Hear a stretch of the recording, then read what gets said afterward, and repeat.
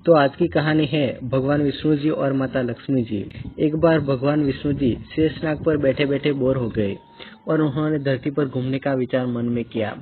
वैसे भी कई साल बीत गए थे धरती पर आए और वह अपनी यात्रा की तैयारी में लग गए। स्वामी को तैयार होता देखकर लक्ष्मी माँ ने पूछा, आज सुबह सुबह कहाँ जाने की तैयारी हो रही है? विष्णु जी ने कहा, हे लक्ष्मी, मैं धरती लोक पर घूमने जा रहा हूँ। तो कुछ सोचकर लक्ष्मी माँ ने कहा, हे देव, क्या मैं भी आपके साथ चल सकती हूँ? भगवान विष्णु ने 2 पल सोचा, फिर कहा, एक शर्त पर। तुम मेरे साथ चल सकती हो, पर तुम धरती पर पहुंचकर उत्तर दिशा की ओर बिल्कुल मत देखना। इसके साथ ही माता लक्ष्मी ने हाँ कह के अपनी बात मनवा ली और सुबह सुबह माँ लक्ष्मी और भगवान विष्णु धरती पर पहुंच गए। अभी सूर्य देवता निकल रहे थे। रात बरसात होकर हटी थी। चारों ओर हरियाली ही हरियाली थी। उस समय चारों ओर बहुत शांति थी और धरती पर बहुत सुंदर दिख रही थी और माँ लक्ष्मी मंत्रमुग्ध होकर धरती को देख रही थी और भूल गई कि पति को क्या वचन देकर आई है और चारों ओर देखती हुई कब उत्तर दिशा की ओर देखने लगी पता ही नहीं चला। उत्तर दिशा में माँ लक्ष्मी को एक बहुत ही सुंदर बगीचा नजर आया और उस तरफ से भीनी भीनी खुशबू आ रही थी और बहुत ही सुंदर सुंदर फूल खिले थे। यह एक फूलों का खेत था और माँ लक्ष्मी बिना सोचे समझे उस खेत में गई और एक सुंदर सा फूल तोड़ लाई।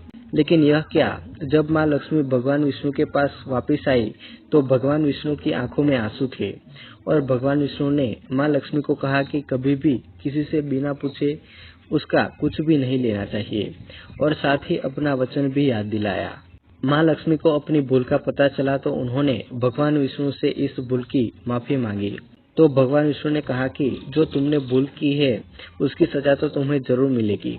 जिस माली के खेत में तुमने बिना पूछे फूल तोड़ा है यह एक प्रकार की चोरी है, इसलिए अब तुम 3 साल तक माली के घर नौकर बनकर रहो।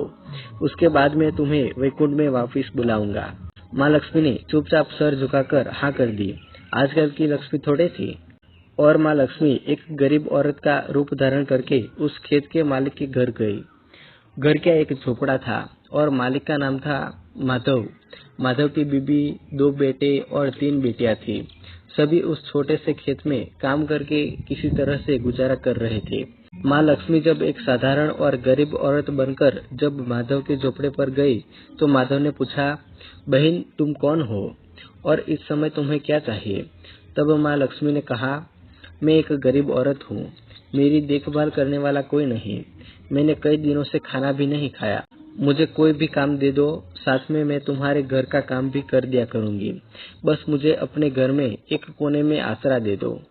माधव बहुत ही अच्छे दिल वाला मालिक था, उसे दया आ गई, लेकिन उसने कहा, बहन, मैं तो बहुत ही गरीब हूँ, मेरी कमाई से मेरे घर का खर्च मुश्किल से चलता है, लेकिन अगर मेरी 3 की जगह 4 बेटियां होती तो भी मैंने गुजारा करना था।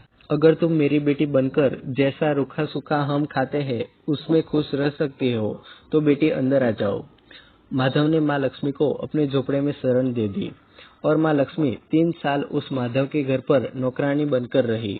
जिस दिन माँ लक्ष्मी माधव के घर आई थी उसके दूसरे दिन ही माधव को इतनी आमदनी हुई कि शाम को एक गाय खरीद ली।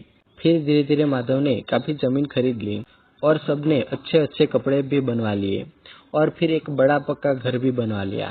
बेटियों और बीबी ने गहने भी बनवा लिए और अब मकान भी बहुत बड़ा बनवा लिया था। माधव हमेशा सोचता था कि मुझे यह सब इस महिला के आने के बाद मिला है। इस बेटी के रूप में मेरी किस्मत आ गई है।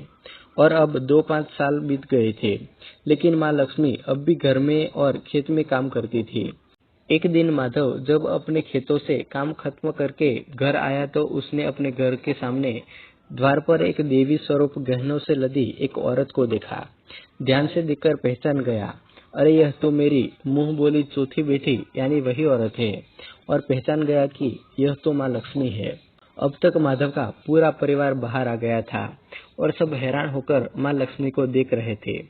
माधव बोला, हे माँ, हमें माफ कर, हमने तेरे से अनजाने में ही घर और खेत में काम करवाया है।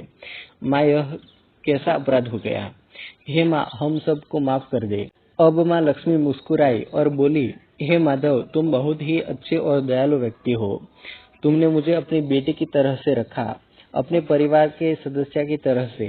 इसके बदले मैं तुम्हें वरदान देती हूँ कि तुम्हारे पास कभी भी खुशियों की और धन की कमी नहीं रहेगी। तुम्हें सारे सुख मिलेंगे जिसके तुम हकदार हो।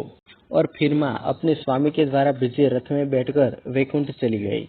ऐसी ही और कहानियों के लिए वीडियो को लाइक, कमेंट और शेयर कर दीजिए और चैनल को सब्सक्राइब करके और साथ में बेल आइकन को प्रेस करके ऑल पर सेट कर लीजिए।